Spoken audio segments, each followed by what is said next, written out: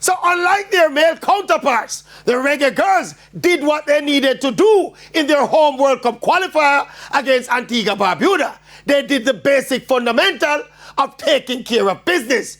They got a small team to play at home and beat them. And yes, the case can be made that the Reggae Girlz are way better than Antigua, than the Reggae Boyz were better than Trinidad and Curacao. Plus, the Reggae Girlz have in Khadija Bonisha, arguably the best striker in the women's game, while the Reggae Boyz have no such equivalent. Well, the truth be told, the Reggae Boyz should not need Lionel Messi or Erling Haaland to beat Trinidad and Curacao.